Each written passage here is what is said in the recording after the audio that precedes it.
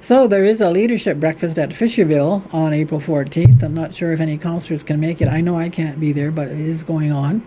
And on Monday, there is going to be Lifetime Volunteer Achievement Awards for Brant County, City of Brantford, and Six Nations. That is going to be presented in Brantford at the Brantford Golf and Country Club, and the one getting the award for Six Nations is Steve Williams, so congratulations to him. I will be going to the United Nations Permanent Forum on Indigenous Issues for a few days next week, and also attending a special Chiefs of Ontario Assembly in Toronto, which has been called for from April 17th to 19th. And on April 18th and 19th, the Iroquois Caucus is holding a summit on citizenship.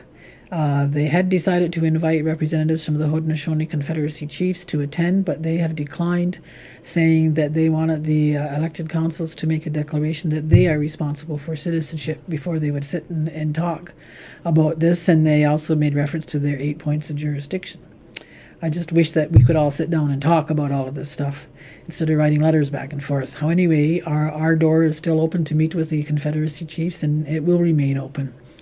On April 20th, I'll be attending an Aboriginal Affairs Committee with the City of Toronto. And on the 21st, the group of six young artists who are working with Betts Dockstader will be holding a paint night at the Woodland Cultural Centre. And on the 23rd, our Cannabis Ad Hoc Committee will be meeting with representatives from the federal and provincial governments to talk about this whole legalization of cannabis. On the 27th, I've been invited to make some remarks at the opening of the renewed library in Brantford. And later that evening, we'll be attending a dinner to honor Dave Labac, who is now retiring from political life and will not be seeking re-election. There is also going to be a meeting here on April 30th with people who are associated with the cleanup of Mohawk Lake in Brantford, and how we're going to, once that lake is cleaned up, we're hoping that it will boost tourism. And so we want to meet with Mohawk Chapel, Woodland Cultural Centre, Canada Village, and others up there to see how we can contribute to boosting the whole tourism area. There is another group over there, it's called Mohawk Working Group, which is composed of the city, who are talking about what they're going to do on the land where the old Cockshut Park or Cockshut Farms used to be, or White Farms. And so it's not really talking about ownership of the land or anything, but it's talking about improving tourism in that area. Then I will be off to Ottawa to the AFN's having a special assembly, and they're going to be talking about this reconciliation of rights framework, and I think it's something that we need to talk about in our community. It's a lot of people are wondering, what is this about? They're proposing legislation to take place coming in October of 2019, which goes in with their election time.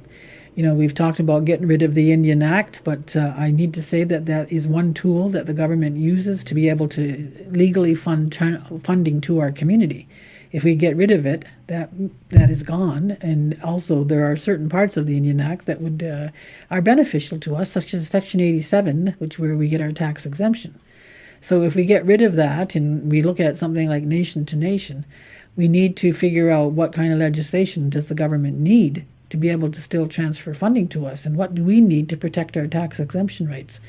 And if we're going to talk nation to nation, I think we need to do that in our community as a whole. So that's why I think it's important that we meet with the Confederacy and other people in the community to figure out what we want to do. There's a lot of analyses going on about the legislation and what they're trying to do, what the government's trying to do, but I think we should turn it around on them and be more positive and say, let's look at this as an opportunity for us to come together and say, this is how we want our community to run, and we'll tell the government that. And if they refuse, then we reject any legislation that they're trying to put forward. So just a bit of background, and we need to do more work on that. We're going to have a special council meeting to talk about it, attend some of these other meetings, get some research, and then we'll decide on how to proceed with working with the community on that. So those are some of the meetings coming up. And then on May 1st is also First Responders Breakfast. Some of us won't be here, but we're going to go ahead with the breakfast to thank and honor our first responders. And on May 1st, the 5 large First Nations, which are Six Nations, Oneida, Wikwemikong, Tyendinaga, and Akwesasne, are going to be meeting with Minister Jane Philpott, who's the Department of Indigenous Affairs Minister, to talk about the funding formulas, which we feel we're getting discriminated because we're so large and because they put caps on the population. While in Ottawa, I've also been invited to speak at an Indigenous policing forum about policing services. And following that, the Department of Indigenous Services in Ontario is calling an Ontario Chiefs Assembly to talk about work that they've been doing and how we can work together to get more funding out of headquarters to come to Ontario. I will also be speaking at the Salvation Army in Hamilton on May 10th. And from May 10th to 13th, there is going to be a Nations Cup lacrosse tournament here in our community, and that's for young kids, so that should be an exciting time. I'll also be taking part in an International Peace Day event in Paris on May 31st. And on June 1st, there will be an event in Hamilton for two-spirited people called I Am Committed. And June 6th is going to be Tim Hortons Day here in our community. They'll be celebrating that at Tim Hortons, so do come out and take part. On June 13th, the Brantford Sports Hall of Fame will be doing their induction awards, and I'm pleased to say that this year the Six Nations Rebels will be inducted into the Hall of Fame, and Councillor Ray Merica will be there on our behalf to speak. And on June 14th, the Ontario First Nations Limited Partnership will be holding their General Assembly. This is the organization that distributes the gaming revenue that we get.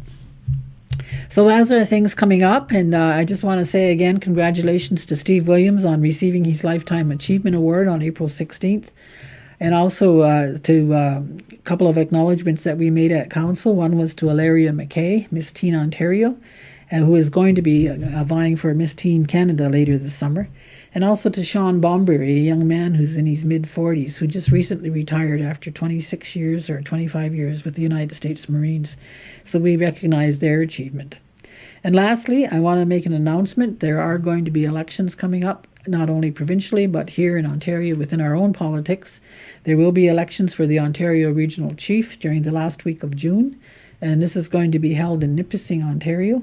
And I just want the community to know that I have been approached by many other chiefs and leaders to consider putting my name forth as a candidate for this position. After thinking long and hard about the request and talking to my family and close friends and putting feelers out there, I have decided to let my name stand as a candidate for the position of Ontario Regional Chief.